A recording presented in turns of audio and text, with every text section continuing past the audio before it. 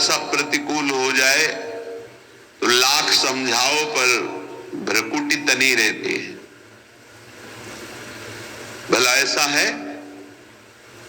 अपराधी पर भी क्षमा का भाव होना, ये हरि कृपा पात्र में ही होगा, अन्य में नहीं। तो अगर अपने हृदय में ऐसा लगे कि ऐसा नहीं है तो हरिजू से प्रार्थना करनी चाहिए कि कृपा करो मेरे में सामर्थ्य आवे। दूसरा, अनुसूया, वो किसी भी के प्रति कभी भी कोई दोष दर्शन ही नहीं करेगा। दोष कथन, दोष श्रवण की तो बात जाने दो। अनुसूया, दूसरों के गुणों में दोष ढूंढना ये नहीं होता, हरि कृपा पात्र में नहीं होता। ये सब भजन के नाश करने वाले, जैसे पहला अपराधी पर क्रोध कर देना,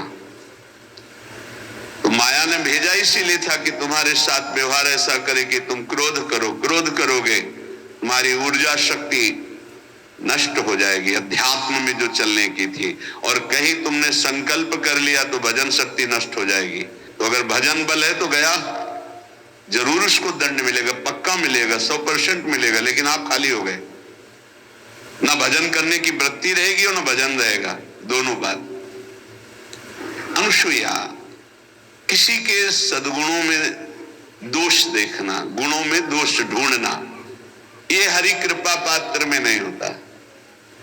ये बहुत मंगलमयी बातें जिससे हमारा भजन मार्ग पुष्ट होता है। तीसरा, वो बाहर से और भीतर से पवित्र रहता है, हरि कृपा पात्र। शौचाचार का ज्ञान होना चाहिए, वस्त्र आपके पवित्र होने चाहिए, ये बाहरी जल रज आदि के द्वारा बाहरी पवित्रता, और निष्कपटता, निश्चलता, सत्य भाव, ये अंदर की पवित्रता है। अगर कपट है, छल है, असत्य है तो हृदय मलिन रहता है। भीतर और बाहर से पवित्र रहना, इसमें खास बात क्या है? भीतर और बाहर से पवित्र रहने में, भीतर और बाहर से सदैव पवित्र कौन रह सकता है? तो बोले जो पुंडरीकाक्ष भगवान श्री हरि का, प्रियाजू का स्मरण करता रहता है, शवायाभ्यंतर शुचि, वो बाह्य और अभ्यंतर दोनों से पावन रहता है।